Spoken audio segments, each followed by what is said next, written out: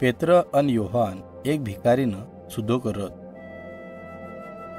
एक दन पेत्र अन योहान आराधनाना घरमा प्रार्थना कराना वास्तर जावानं निकल्या। यो आराधनाना घरना दरवाजा कन जाया पर हिवनं एक लंगड़ो भिकारी भीख मांगतानी दिस्यो।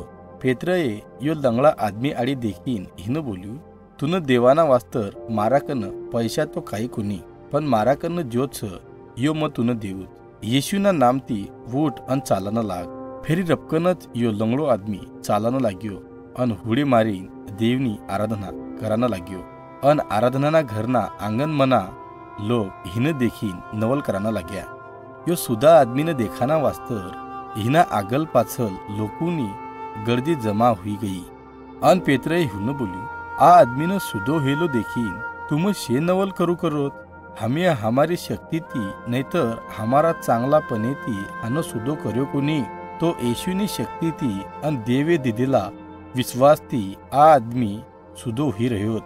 तुम्ही रोमी अधिकारीनं बोल्યું क येशूनं जीवती मार, तुम्ही जीवन देने वालानं जीवती मार्यो, पण देवे हिनं मरेला मती जीवतो कर्यो। जरी तुमनं आज समजू कोणी क तुम सु करू करोत, तरी देवे तुम्हारा वास्तर मसीहा दुःख उठावशेन अन मरी जाशेन आ भविष्यवाणी पूरी करी लिधी।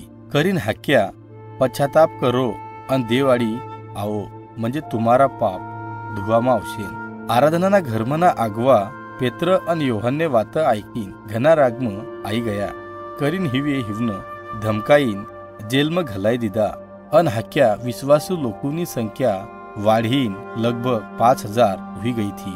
दुसरा दन यहुदी आगवावीए पेत्र अन योहान हावन महायाजकन दुसरा धर्मी आगवावना आगल उभा कर्या। अन हिवे पेत्र अन योहान हावन विचार्यू, तुम्ही कोणती शक्ती ती आ लंगड़ा आदमीनं सुधो कर्यो।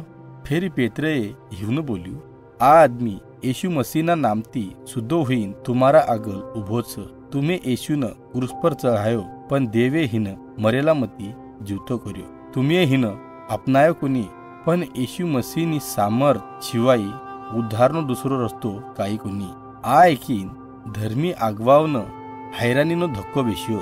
किमक पेत्र अन योहान आ बहेव साधारण अन अनफळ आदमी रह्या पर बी हिवना आगल मोठी हिम्मती बोलू कर्या। पण यो येशू केळ रहेला था आ हिवन मालूम पड्યું।